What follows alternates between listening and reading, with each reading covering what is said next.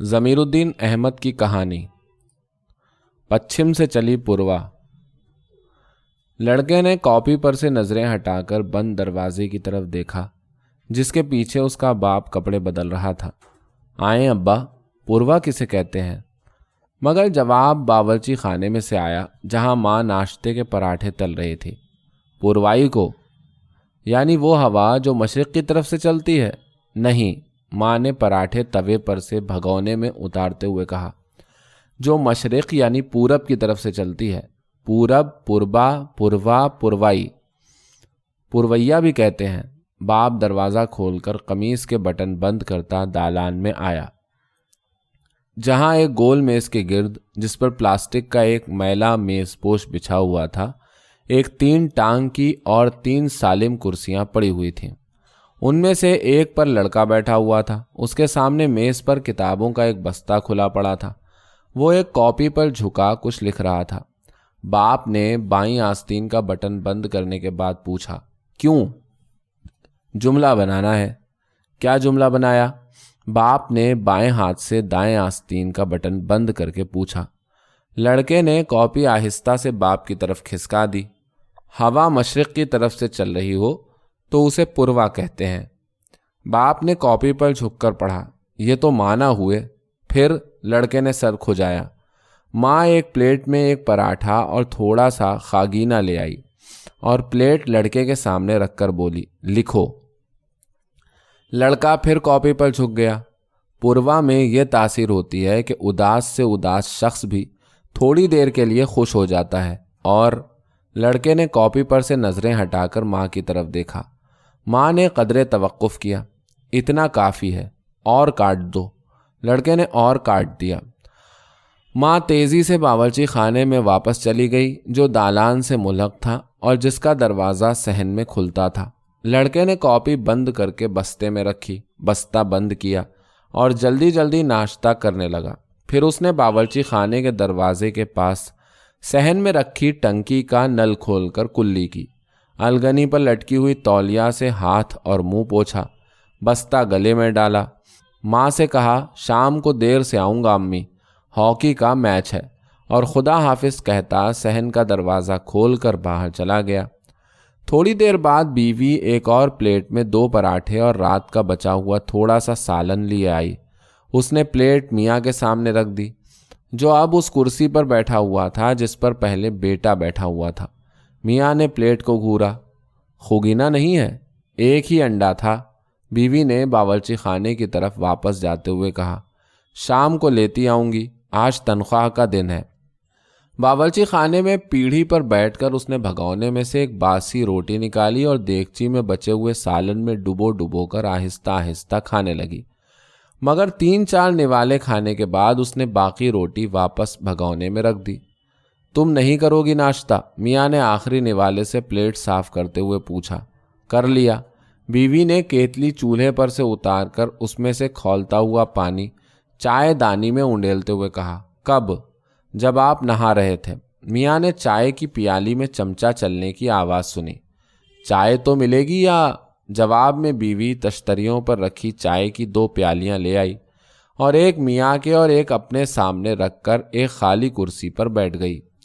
میاں نے ایک گھونٹ لیا اور کلمے کی انگلی سے میز پوش پر پڑا ہوا دال کا ایک پیلا دھبا مٹانے لگا۔ بیوی نے بھی ایک گھونٹ لیا۔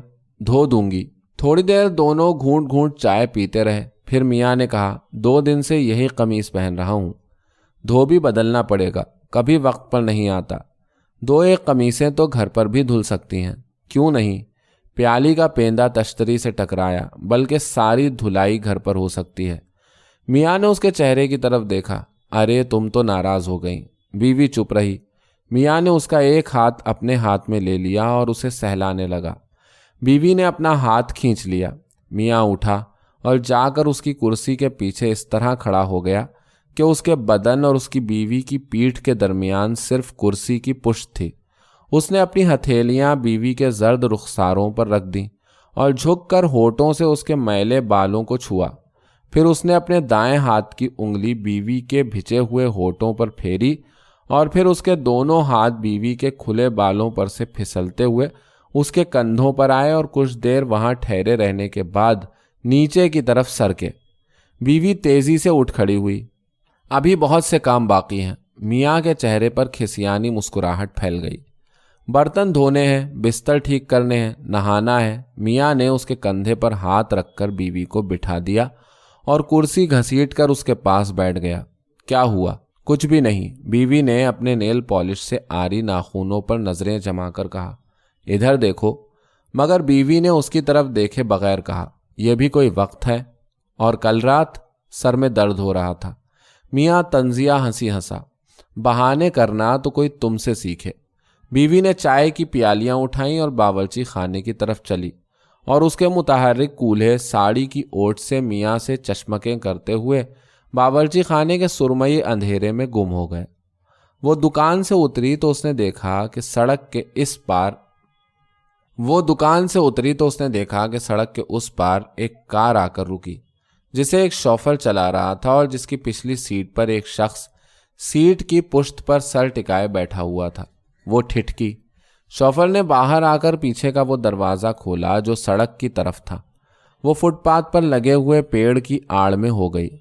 پچھلی سیٹ پر بیٹھا ہوا شخص باہر آیا۔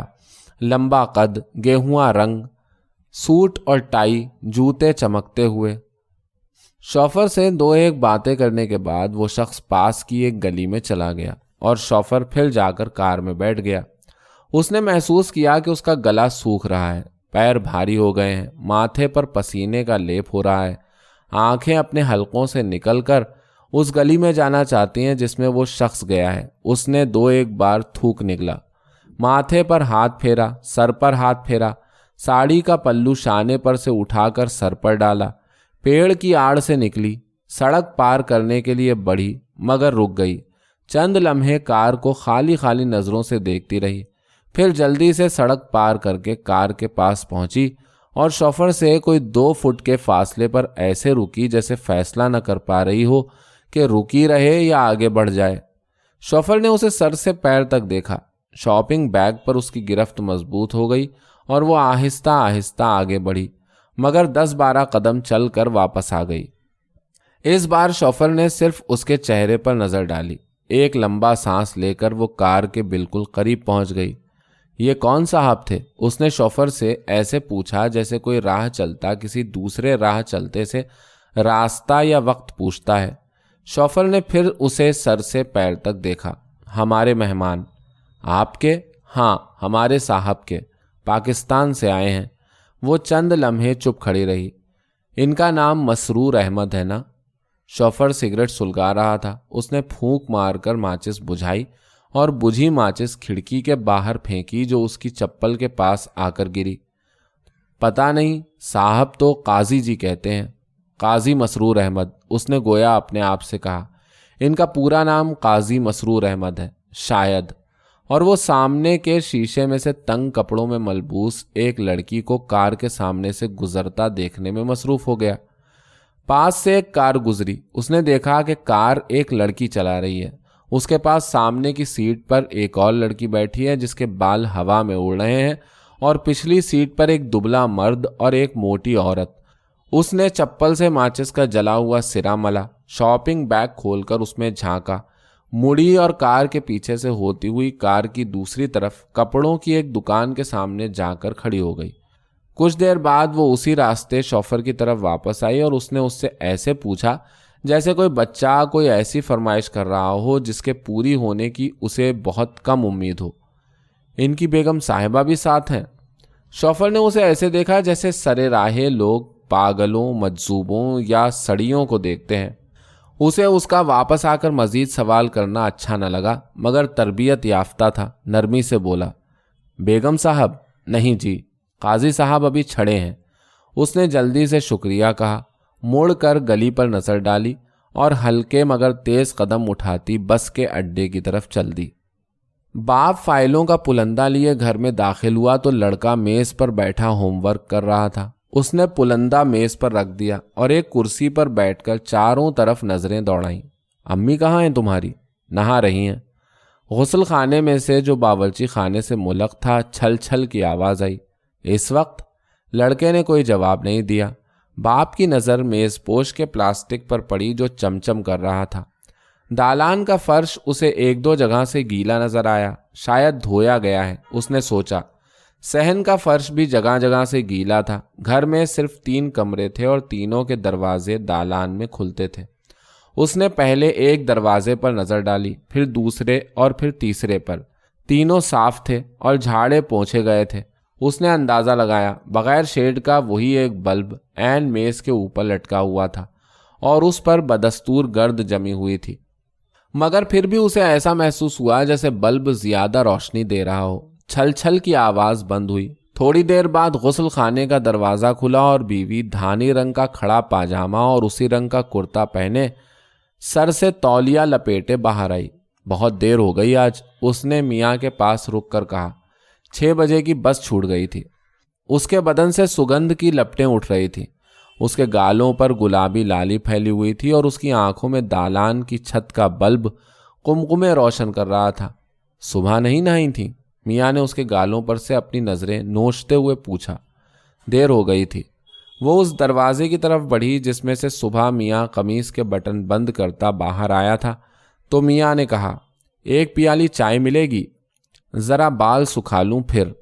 یہ کہہ کر وہ کمرے میں چلی گئی اور میاں نے کوٹ کی جیب سے سگریٹ کا پیکٹ اور ماچس کی ڈبیا نکالی اور سگریٹ سلگا کر کش لگانے لگا۔ لڑکے نے ہوم ورک ختم کیا اور کتاب، کاپی اور قلم اٹھا کر بیچ والے کمرے میں چلا گیا۔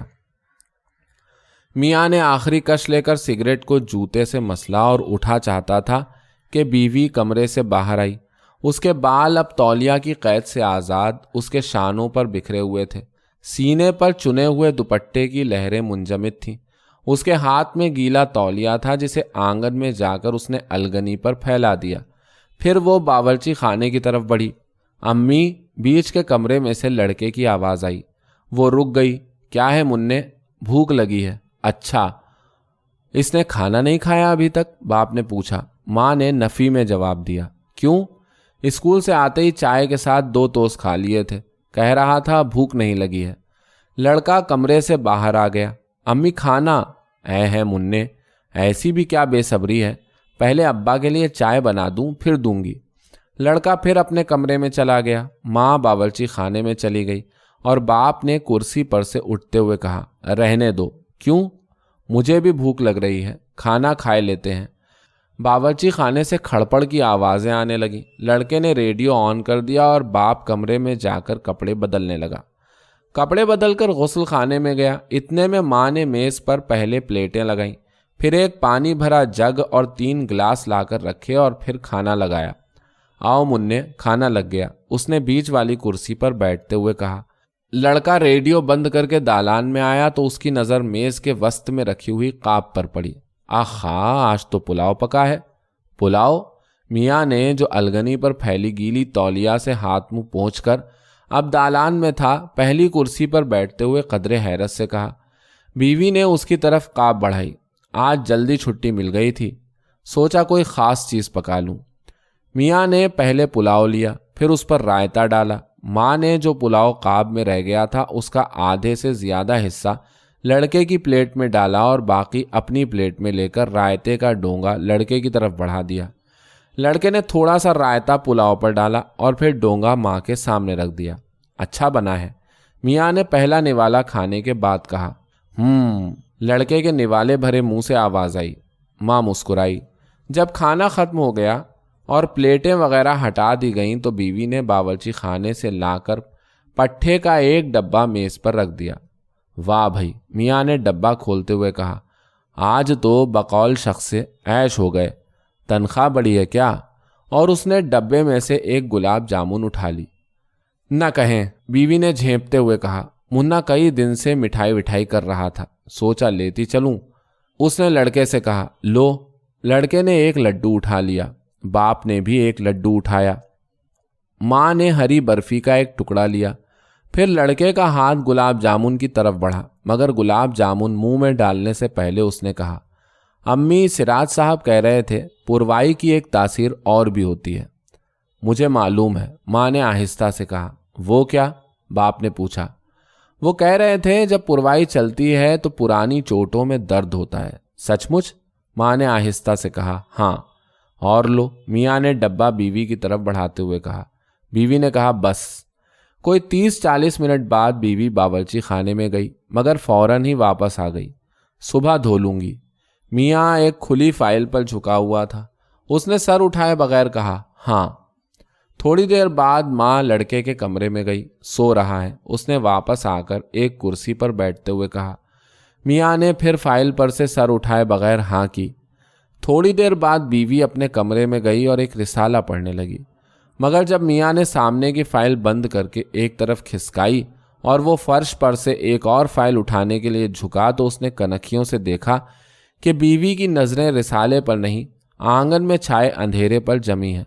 लेकिन जब उसने सिगरेट सुलगाने के लिए सर उठाया तो बीवी को फिर रिसाला पढ़ते पाया।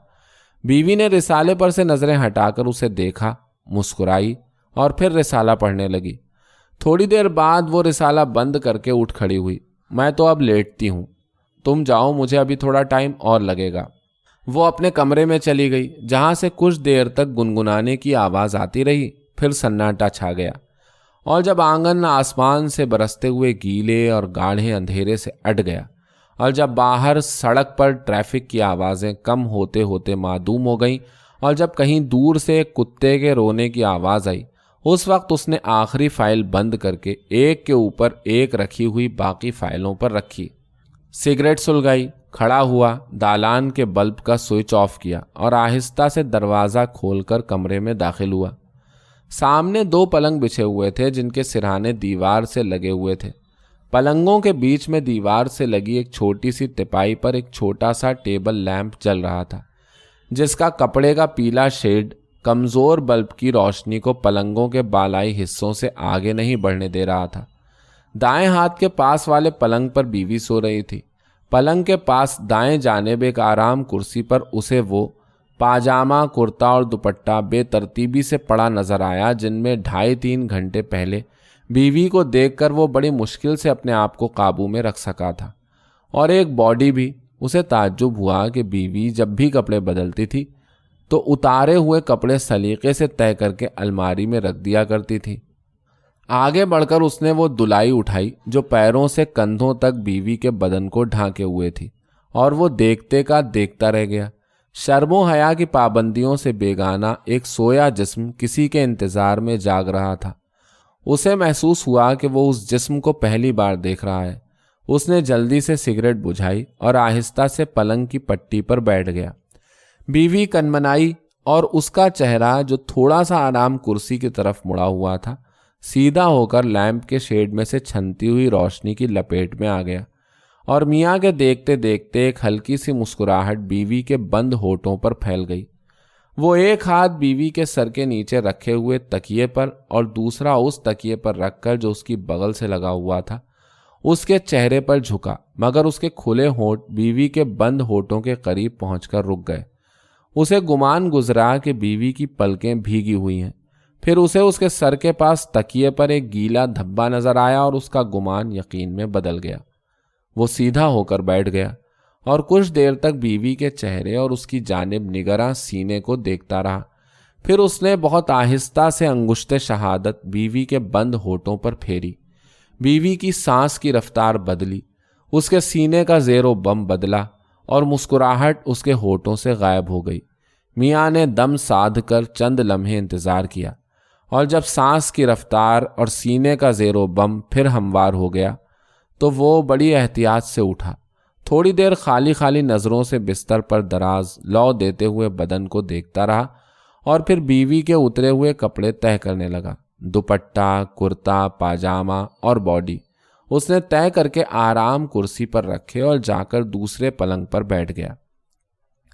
थोड़ी देर बाद बीवी ने करवट बदली। अब उसका चेहरा मियाँ की तरफ था। किसी रसीले ख्वाब की खबर देती मुस्कुराहट उसके होठों और उसकी आंखों के गोशों से किरण किरण फूटकर उसके गालों की लाली को हवा दे रही थी, और उसने दूसरा तकिया भींचकर सीने से लगा रखा था। मियाँ ने हाथ बढ़ाकर दुलाई से बीवी की उरियानी को ढांका, टेबल लैंप बुझाया और लेट गया।